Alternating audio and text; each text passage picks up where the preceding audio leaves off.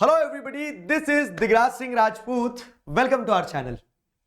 Class 10th के सभी प्यारे बच्चे, मुझे पता है कि आप लोग 25 तारीख को अपना जो पेपर देने वाले हो एसएसटी, उसके लिए जी तोड़ तैयारी कर रहे हो। अब मैं आपसे एक चीज कहता हूं कि इस चैनल पर आपका ये लास्ट वीडियो होगा, रिकॉर्डेड वीडियो। इसके बाद में अभी लाइव सेशंस वगैरह होंगे, चिंता मत करना। अभी इकोनॉमिक्स की बुक बची है हमारी। अल्टीमेट रिवीजन सेशन, जो फाइनल टचअप हम अपनी प्रिपरेशन को देने वाले हैं, वो सुबह हम अर्ली मॉर्निंग भी करेंगे। लेकिन ये जो रिकॉर्डेड वीडियो मैं आपको फाइनल दे रहा हूं, ये इसलिए दे रहा हूं क्योंकि इस वीडियो का ऑब्जेक्टिव समझना। ये है सीबीएसई का जो सैंपल पेपर 2025 में सीबीएसई ने इशू किया था। ये सैंपल पेपर वो आधार होता है जिस हिसाब से हम ये कहते हैं कि आपका ऐसा पेपर आएगा एग्जाम में। इस सैंपल पेपर के बिहाफ पे हम ये समझ सकते हैं कि हाँ, इस तरह के क्वेश्चंस या फिर इस पैटर्न में क्वेश्चंस आएंगे over the period of time. मैं जैसे कह सकते हैं कि ऑनलाइन 2019 से पढ़ा रहा हूं, 2019 से पेपर्स देखते आ रहा हूं, तो सीबीएसई ने अपने क्वेश्चंस के पूछने का पैटर्न बहुत इवॉल्व किया है। लेटेस्ट सैंपल पेपर ये है हमारे पास में, and we are damn sure कि इस सैंपल पेपर को ही बेस्ड बना के इसके ही जैसा पेपर आपका एग्जाम में आएगा। तो इसका आज मैं एक ऐसा एनालिसिस देने वाला हूं जो कि आपको कल एग्जाम में बहुत ज्यादा मदद देने वाला है। तो इस चीज को अच्छे से समझना। इसके बाद में एक होमवर्क भी होगा, वो भी करना है आपको, ठीक है। देखो, तो अगर हम क्या कहते हैं कि सैंपल पेपर को एकदम इनिशियल से शुरू करें तो ऐसा ही आपका पेपर भी आएगा कि आपके कितने सेक्शन होंगे, 1 2 3 4 5 6 सेक्शन जो होंगे, 6 सेक्शन, जिसमें आपको पता है कि मैप वर्क होगा, पैसेज होगा, ये ऑब्जेक्टिव होंगे, फिर उसके बाद में 2 नंबर वाले क्वेश्चन, 3 नंबर वाले क्वेश्चन, 5 नंबर वाले क्वेश्चन, ठीक है। तो ये सब कुछ एकदम बेसिक है, आप पढ़ते आए हो, आपने बहुत सारे सैंपल पेपर सॉल्व भी किए होंगे, तो आपको आइडिया होगा। लेकिन इसका आज एनालिसिस करने के पीछे का ऑब्जेक्टिव समझा रहा हूं मैं आपको कि सेक्शंस ऐसे ही रहने वाले। अब एक एक करके अगर सेक्शंस को उठाएं अपन, तो देखो आपको क्या है कि ओवरऑल जो आपके 37 क्वेश्चन है, पूरे 37 क्वेश्चन अटेम्प्ट करना है। कोई ऐसी चॉइस नहीं है कि एक छोड़ दो दूसरा कर लो, ये और में जो क्वेश्चन रहेगा वो अटेम्प्ट कर सकते हो कि आप ऊपर वाला कर लो ए या बी, लेकिन करना पूरे 37 क्वेश्चन ही अटेम्प्ट है आपको अच्छे से, ठीक है। अब सेक्शन से अगर चालू करें, जैसे सेक्शन ए है, सेक्शन ए आपका ऑब्जेक्टिव होगा 20 क्वेश्चन, 20 नंबर अपने पक्के होंगे। अब इसमें क्या है ना, इसमें एक चीज ऑब्जर्व करना, मैंने आपको ज्योग्राफी के रिवीजन सेशन में बताई थी कि ऐसे डायग्राम बेस्ड क्वेश्चन आएंगे पक्का। तो ये आपके फ्री मार्क्स हैं, फ्री मार्क्स है, क्योंकि डायग्राम बेस्ड क्वेश्चन को अगर आप एनालाइज करोगे ना, तो इनमें वही आंसर छुपा रहता है। प्रेजेंस ऑफ माइंड अपनी वही रखना, ठीक है, प्रेजेंस ऑफ माइंड वही रखना। गलती क्या कर देते हैं इन क्वेश्चंस में, विजुअली इंपेयर्ड कैंडिडेट्स के लिए भी क्वेश्चन रहते हैं, वो क्वेश्चन अटेम्प्ट आपको नहीं करना है। कभी कभी क्या होता है, हम इनको ऑप्शंस में समझ लेते हैं, तो वो गलती मत करके आना, क्योंकि बच्चे गलती करते हैं। इसीलिए एग्जाम से एक दिन पहले मैं बता रहा हूं आपको, डायग्राम बेस्ड क्वेश्चंस में पैनिक मत होना, उसका आंसर वही मिलेगा आपको, ठीक है, उसका आंसर आपको वही मिलेगा। ऐसे टेबल बेस्ड क्वेश्चंस भी एक आधे आने पक्का है, जिनके आंसर्स आपको क्या है एनालाइज करने पे मिलेंगे। अब सीबीएसई ने जब कॉम्पिटेंसी बेस्ड क्वेश्चंस देना चालू कर दिए हैं, तो इन कॉम्पिटेंसी बेस्ड क्वेश्चंस को आपको क्या करना है, कॉम्पिटेंसी बेस्ड क्वेश्चंस को प्रेजेंस ऑफ माइंड के साथ समझना है।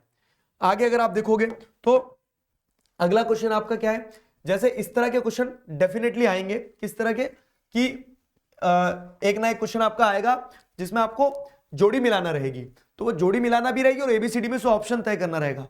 तो अब इन क्वेश्चंस में बताए एक थंब रूल है जो हम इतने सारे प्रैक्टिस सेशंस में अडॉप्ट करते आए हैं कि वो पकड़ो जो आपको 110% पता है कि ये सही होगा ही होगा। जैसे हमें पता है कि अनक्लास्ड फॉरेस्ट नॉर्थ ईस्टर्न स्टेट्स में है ही, तो 3 का ए होगा ही होगा, तो 3 का ए होगा, तो ए और कह सकते हैं सी वाला ऑप्शन तो एलिमिनेट हो गया है, ठीक है, कि 3 का ए है, या तो बी आंसर होगा या तो डी आंसर होगा।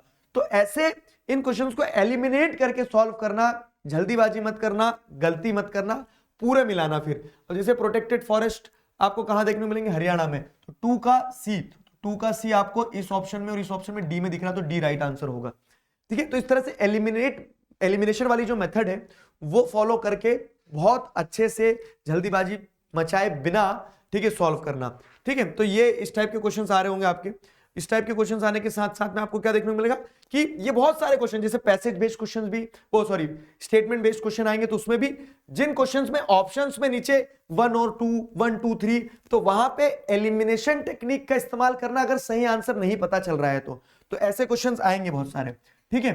फिर क्या है, फिर जैसे अगर आप देखोगे पिक्चर बेस्ड क्वेश्चंस अगर आते हैं, तो पिक्चर बेस्ड क्वेश्चंस आ भी सकते हैं, जरूरी नहीं कि हर सेट में आए, ठीक है, और नहीं भी आया तो भी कोई दिक्कत नहीं, और आया भी तो आपको बस अब ये पिक्चर देखो, पिक्चर में कैरेक्टर है नेपोलियन, ठीक है।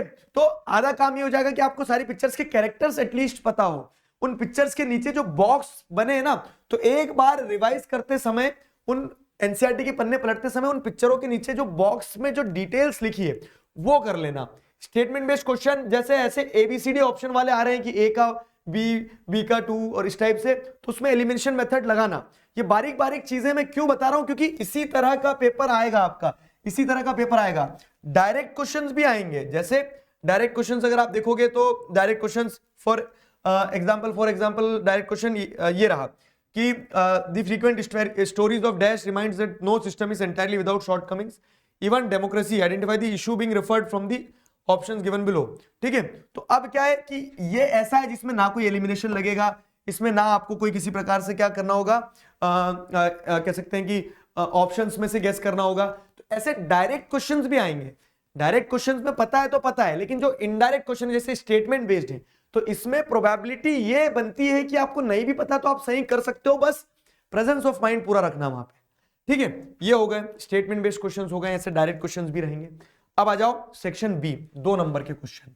अभी तक क्या है ना कि ट्रेडिशनली हम सोचते आ रहे थे कि 2 नंबर के क्वेश्चन में जैसे ऐसे क्वेश्चन आ जाएंगे, फेमिनिस्ट मूवमेंट बताओ, एक्सप्लेन करो। पॉसिबिलिटी है कि डायरेक्ट शॉर्ट क्वेश्चन भी आ जाए, और क्योंकि अब सीबीएसई ने कॉम्पिटेंसी बेस्ड क्वेश्चंस अपने बढ़ाए हैं, तो ये भी तय है क्या कि डायरेक्ट क्वेश्चन थोड़ा सा मतलब कम आएंगे। इस टाइप के क्वेश्चन जैसे अगर आप देख रहे हो कि 2 नंबर में क्या है कि कीवर्ड टाइप के नहीं आएंगे कि कीवर्ड दे दिया और वो कीवर्ड पे डायरेक्ट पूछ लिया। तो agriculture industry are not exclusive of each other, 2 number में पूछ लिया। तो छोटा टॉपिक है, टॉपिक पे 2 नंबर एक्सप्लेन करने को आ गए।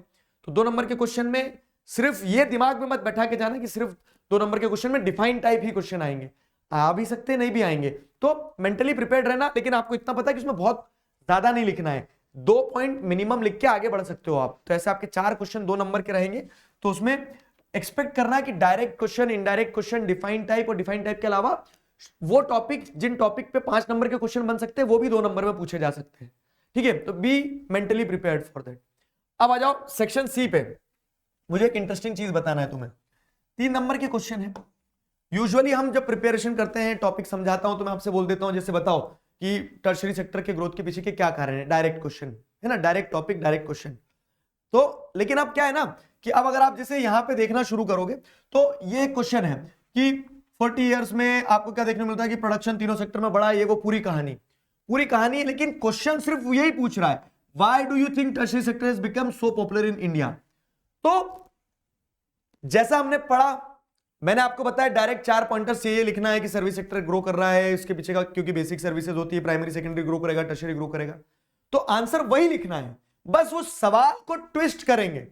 तो सवाल ट्विस्ट होगा, वहां आपके दिमाग को आपको स्ट्रेट रखना है। समझ रहे हो मेरी बात को। सिमिलरली एक और क्वेश्चन देखो, जैसे क्या है कॉम्पिटेंसी बेस्ड क्वेश्चन पूछे जाएंगे।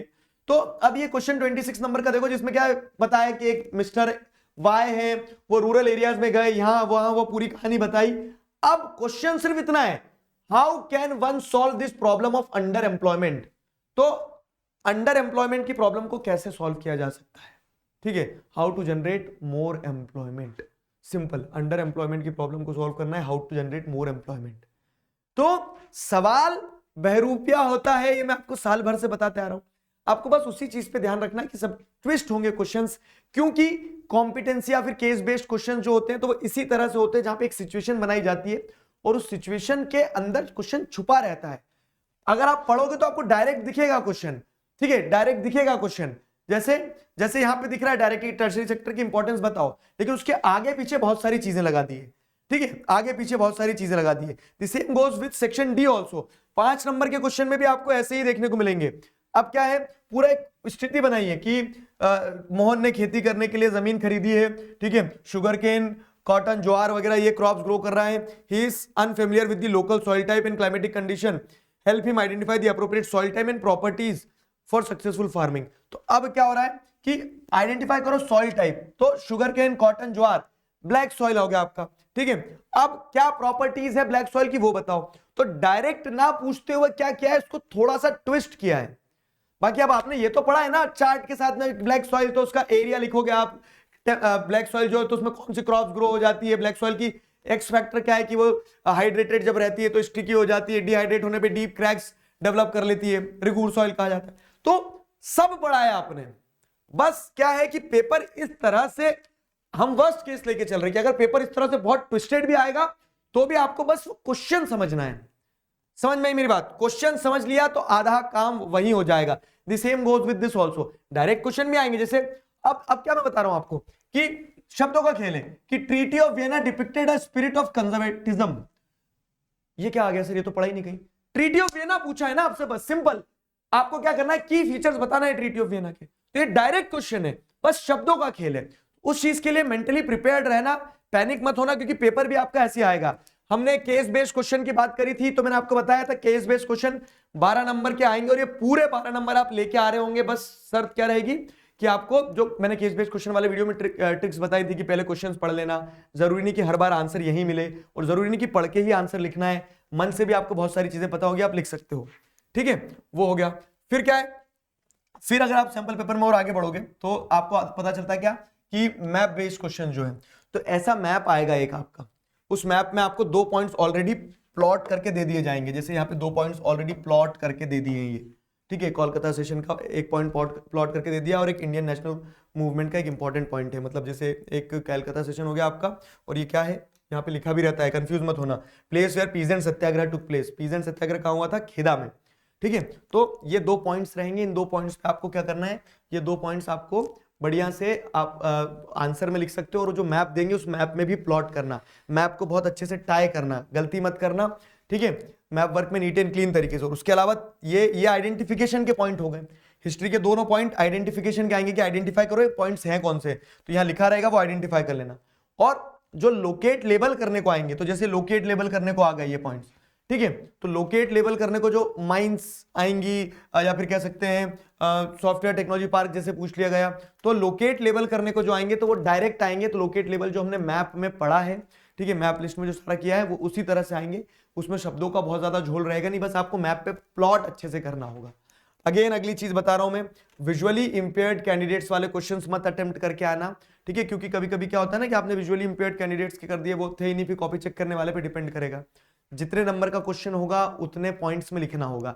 अब ये सैंपल पेपर आप खुद एक बार देखो, ये वीडियो खास करके उन बच्चों के लिए जिनने आज तक अच्छे से सैंपल पेपर सॉल्व नहीं करे हैं, सीबीएसई का भी सैंपल पेपर नहीं देखा था, तो एक बार एनालाइज कर लेना। बेटा तुम पूरी तरह से तैयार हो, ठीक है, बस शर्त ये है कि तुम्हें वो कॉन्फिडेंस लाना है अपने अंदर। ठीक है, तो ये चीज कर लेना। I wish and I pray for this कि तुम अपना बेस्ट दे के आओगे, ठीक है, और वो दोगे तुम। बस ये है कि वो प्रेजेंस ऑफ माइंड वहां रखना।